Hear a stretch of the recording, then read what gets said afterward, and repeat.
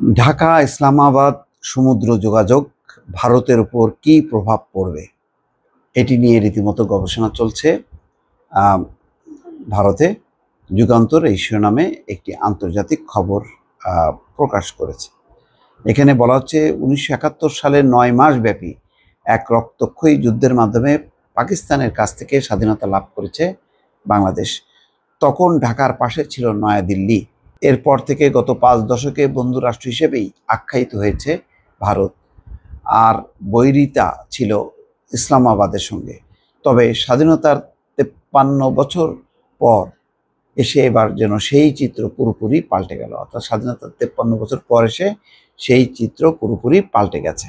শেখ হাসিনাকে আশ্রয় দিয়ে বর্তমান অন্তর্বর্তী সরকারের সঙ্গে ভারতের বৈরিতা বেড়েছে, আর এদিকে পাকিস্তানের সঙ্গে নতুন করে লেনদেন শুরু করেছে ঢাকা।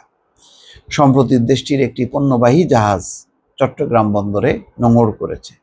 করাচি থেকে আসা জাহাজটি বাংলাদেশের দক্ষিণ পূর্ব উপকূলে সফলভাবে কন্টেনার খালাস করেছে। বহু বছর পর পাকিস্তান এবং বাংলাদেশের মধ্যে সরাসরি সামুদ্রিক এই যোগাযোগ ভারতের নিরাপত্তার উপর প্রভাব ফেলবে বই কি। সরাসরি করাচি থেকে চট্টগ্রামে জাহাজ। পানামার পতাকাবাহী 182 মিটার লম্বা কন্টেনার জাহাজ ইউয়ান শিয়াং ফাজান পাকিস্তানের করাচি থেকে বাংলাদেশের চট্টগ্রামের উদ্দেশ্যে যাত্রা করেছিল। চট্টগ্রামের শীর্ষ কর্মকর্তা ওমর ফারুক জানান, গত 11 নভেম্বর জাহাজটি বাংলাদেশে পণ্য খালাস করে বন্দর ছেড়ে যায়। চট্টগ্রাম বন্দর কর্তৃপক্ষ জানিয়েছে, জাহাজটি পাকিস্তান ও সংযুক্ত আরব আমিরাত থেকে বাংলাদেশের প্রধান পোশাক শিল্পের কাঁচামাল এবং মৌলিক খাদ্য সামগ্রী সহ পণ্য নিয়ে এসছে। পাকিস্তানি পণ্য আগে সরাসরি এইভাবে বাংলাদেশে আসতো না। সাধারণত ফিডার জাহাজে করে শ্রীলঙ্কা, মালয়েশিয়া বা সিঙ্গাপুর হয়ে বাংলাদেশে আসতো। তবে সেপ্টেম্বরে ডক্টর মোহাম্মদ ইউনূসের নেতৃত্বাধীন নতুন অন্তর্বর্তী সরকারের অধীনে বাংলাদেশ পাকিস্তানি পণ্যের উপর আমদানি নিষেধাজ্ঞা শিথিল করে। সরাসরি সমুদ্র সংযোগ স্থাপনের বিষয়টিকে বাংলাদেশের অন্তর্বর্তীকালীন সরকারের পাকিস্তানের সঙ্গে দৃঢ় সম্পর্ক স্থাপনের একটি চেষ্টা হিসেবে দেখা হচ্ছে। এই নিয়ে ফেসবুকে এক পোস্টে পাকিস্তানের রাষ্ট্রদূত এটি বলছেন যে একটা বড় পদক্ষেপ। এখন বিষয়টা হচ্ছে কি দাঁড়াচ্ছে হচ্ছে এই যে শেষ কথাটা হচ্ছে নিরাপত্তাহীনতায় নয়াদিল্লি। কেন? পাকিস্তানের সঙ্গে ব্যবসা বেড়ে যাওয়ায় ইসলামাবাদ ও ঢাকার মধ্যে ক্রমবর্ধমান সম্পর্ক ভারতের জাতীয় নিরাপত্তার জন্য উদ্বেগের কারণ হয়ে উঠতে পারে।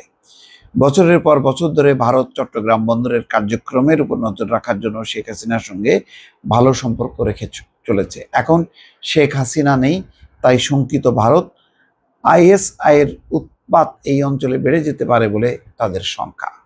দক্ষিণ এশিয়ার দেশটিতে হিন্দু সম্প্রদায়ের জন্য শান্তিপূর্ণ ধর্মীয় অনুষ্ঠান নিশ্চিত করতে অন্তর্বর্তীকালীন বাংলাদেশ সরকারের প্রতি আহ্বান জানিয়েছে ভারত। জাতিসংঘের এক প্রতিবেদনে বলা হয়, শেখ হাসিনার নেতৃত্বাধীন সরকারের পতনের পর বাংলাদেশের সহিংস বিক্ষোভে হিন্দু সহ 6 শতাধিক মানুষ নিহত হয়েছেন।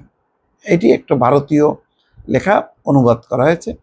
মোট কথা, যাতে এই জাহাজ সরাসরি চলাচল না করে, তাদের ধারণা যে এর ফলে ওই তাদের 7 সিস্টারে ওই জাহাজে করে অস্ত্র চালানো হতে পারে, আইএসআইয়ের তৎপরতা বাড়বে। এর ফলে তাদের নিরাপত্তা নিয়ে নতুন করে শঙ্কা দেখা দিয়েছে ভারতের মধ্যে। দর্শক ভালো থাকবেন, আল্লাহ হাফেজ।